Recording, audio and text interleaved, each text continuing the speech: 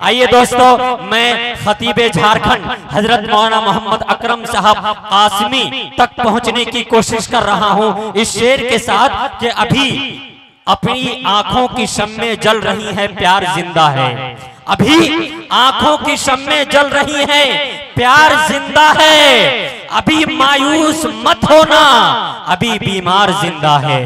अभी आंखों की शम्में जल रही हैं, प्यार जिंदा है।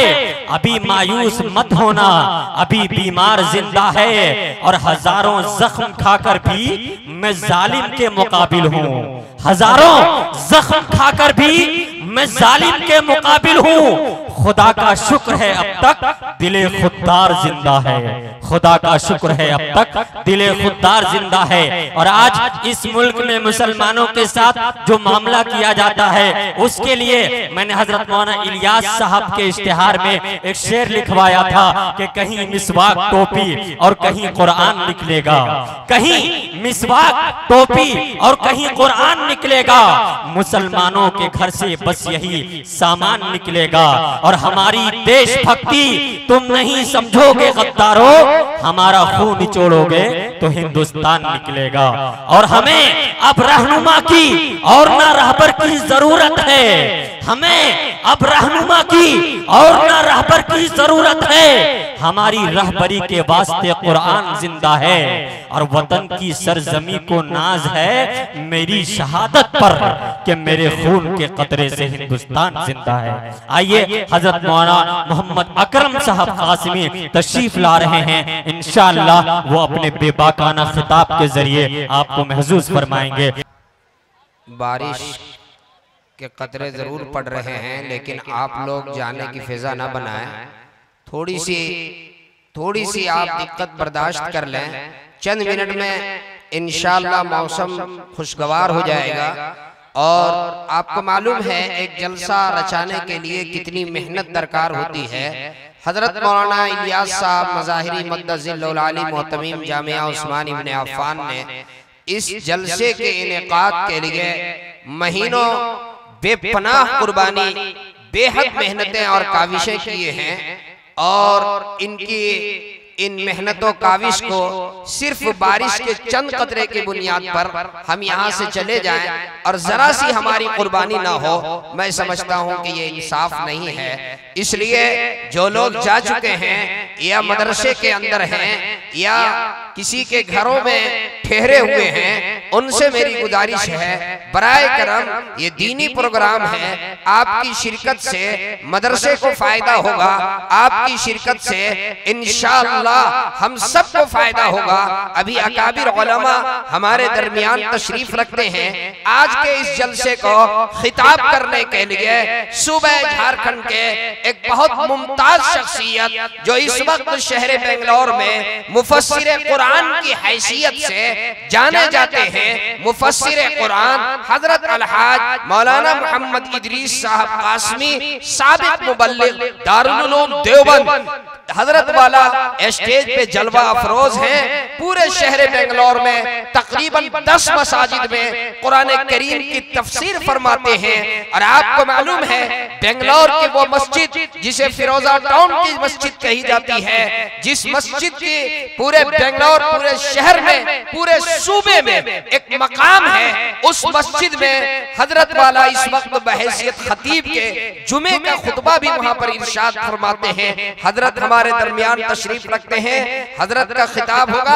मेरी गुजारिश है आप हजरत से चंद मिनट के लिए आप करीब आकर के बैठ जाएं। मेरे ख्याल से बारिश के कतरे जो हैं वो टपकने बंद हो गए हैं, इसलिए जो लोग पीछे हैं वो अंदर आ जाएं, जो सामने हैं वो और सामने आ जाएं, जो कुर्सियों पर हैं वो कुर्सी को भी लेकर आगे आ जाएं। सिर्फ मैं आपको जोड़ दूं ताकि हजरत मौलाना का खिताब हो जाए। आ जाइए ना, आइए भाई, आप लोग उठिए, उठिए मेरे भाई साहब, इधर आ जाइए। जाइए माशाल्लाह, आ जाइए सब माशाल्लाह।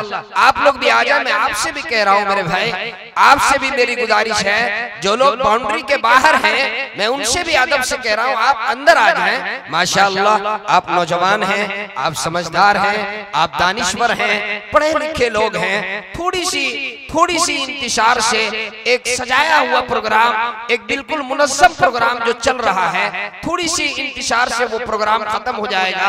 और थोड़ी सी अगर हम कुर्बानी दे देंगे तो इंशाअल्लाह वो प्रोग्राम कामयाब हो जाएगा। आपसे मेरी गुजारिश है, आपको बैठना ही है, थोड़ा सामने आ जाए, बीच की जगह को पुर कर दें। कुर्सी लेकर आ जाए। आप लोग जो कुर्सी में बैठे उनसे मैं कह रहा हूँ आप लोग भी इधर आ जाइए, करीब आ जाइए। जो पीछे तरफ है उनसे कह रहा हूँ आप भी करीब आ जाए। जब तक बैठने की तरतीब दुरुस्त नहीं करेंगे आगे कुछ नहीं होगा। अगर आप इजाजत नहीं देंगे तो दुआ हो जाएगी, और नहीं तो आप करीब आकर बैठ जाए। आ जाइए जरा सा, आ जाइए मेरे भाई माशाल्लाह। आ जाए, कुर्सी लेकर के आइए, कुर्सी लेकर के आइए। मैं जानता हूँ हिंदुस्तान में इस वक्त झगड़ा सिर्फ कुर्सी का, और कोई मसला तो है नहीं। आ जाइए माशाल्लाह, आ जाइए। आप लोग भी बैठ जाएं। मेरे ख्याल से फर्श अगर थोड़ी बहुत भीग भी गई है तो जरा सी कुर्बानी दे दें, बैठ जाए माशाल्लाह, कोई बात नहीं है भाई। दीन के लिए थोड़ी सी तकलीफ क्या हम बर्दाश्त नहीं कर सकते हैं? कुरान करीम की मोहब्बत में ये हुफ़ाज़ किराम आपके सामने तशरीफ रखते हैं। इन हुफ़ाज़ किराम के अदब में, इनके एहतराम में क्या थोड़ी सी हम कुर्बानी नहीं पेश कर सकते हैं? आ जाइए करीब। जो लोग चले गए हैं, मदरसे में हैं, उनसे भी मेरी गुजारिश है आप भी तशरीफ ले आए। और जो लोग बैठे हुए हैं उनसे मेरी गुजारिश है कि बारिश आए या कुछ मूसलाधार बारिश क्यों ना आए, आप ये तय करें क्या होगा। अरे ये बारिश, ये तो अल्लाह की रहमत है, बारिश आएगी, आपके कपड़े ही तो भीगेंगे, क्या आप थोड़ी सी कुर्बानी नहीं दे सकते? आप ये तय करेंगे इंशाअल्लाह।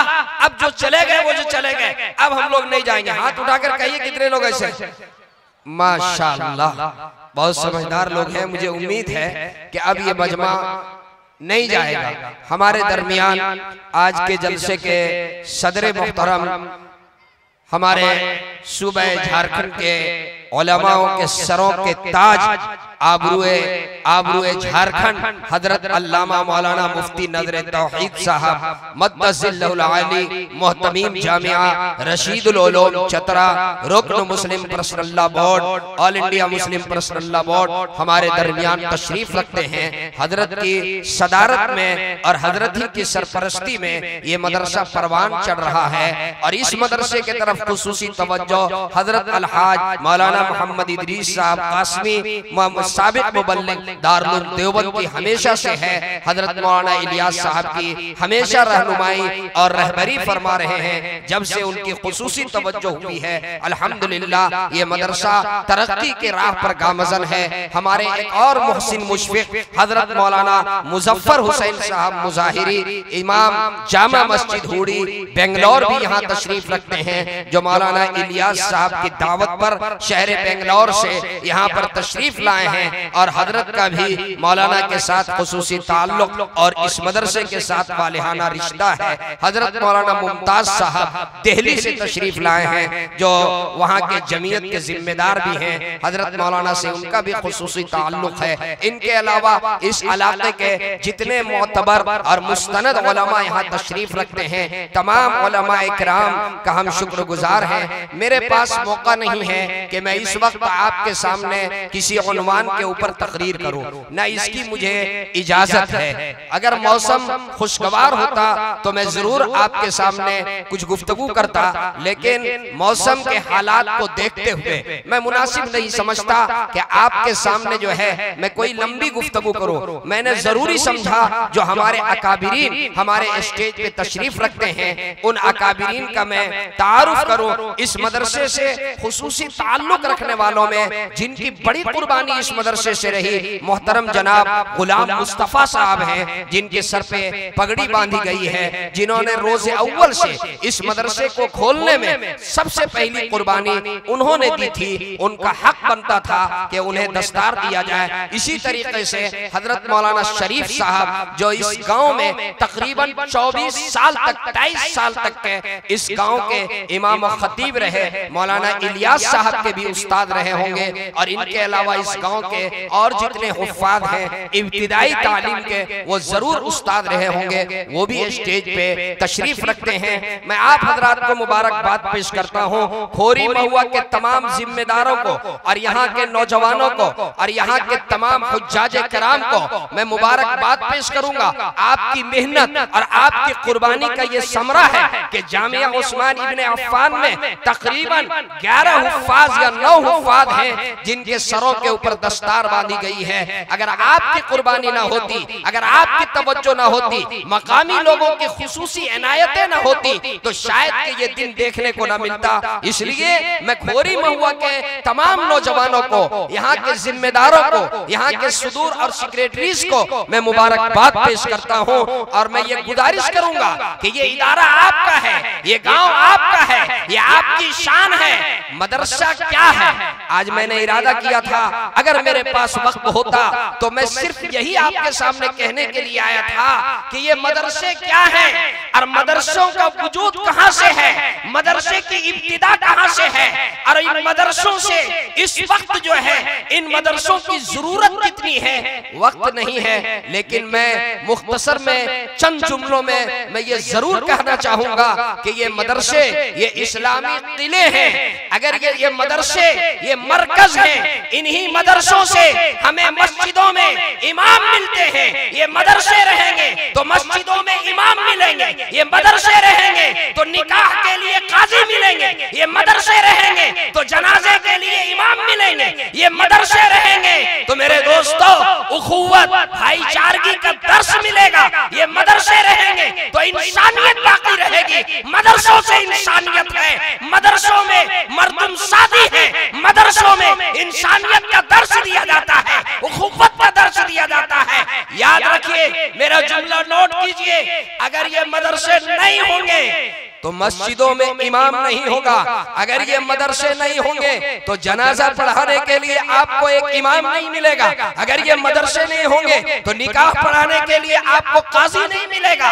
आपको मालूम है हजरत मौलाना सालिम साहब कासमी नव्वरल्लाहु मरक़दहू जो दारुल वक्फ के मुहतमीम थे, हजरत वाला के साहबजादे हजरत कारी आसिम साहब जो अमेरिका में रहते हैं, उन्होंने एक वाकया अमेरिका का नकल किया। मैं 2-3 मिनट में आपकी खिदमत में मैं पेश करूं ताकि आपके जहन में इन मदरसों की जरूरत और इन मदरसों की इफादियत और इन मदरसों की वक़्त आपके जहन में उतर जाए, आपके दिलों में उतर जाए। हजरत मौलाना सालिम साहब रहमतुल्लाहि अलैह, उनके साहबजादे हैं हजरत कारी आसिम साहब, सन 1980 के वक्त का ये वाकया उन्होंने खुद बयान किया। वो अमेरिका में रहते हैं कि अमेरिका में जुमे की नमाज पढ़ने के लिए मैं जहां रह रहा था जिस शहर में, वहां कोई मस्जिद नहीं थी। हवाई जहाज से एक शहर से दूसरा शहर जुमे की नमाज अदा करने की नीयत से मैं निकला। जब मैं एयरपोर्ट पे उतरा दूसरे शहर में तो मैंने एक टैक्सी वाले से कहा, ये बताओ कोई जगह ऐसी है जहां लोग जुब्बा पहन करके, टोपी पहन करके एक जगह 10, 20, 100, 50 लोग जमा होते हो, आज जुमा का दिन है, कोई ऐसी जगह आपके इल्म में है जहां मुसलमान जो हैं वो आज जमा होते हो? टैक्सी वाले ने कहा कि हाँ, मेरे इल्म में एक जगह है, वहां पर मैं देखता हूँ जुमे के दिन कुछ मुसलमान जमा होते हैं।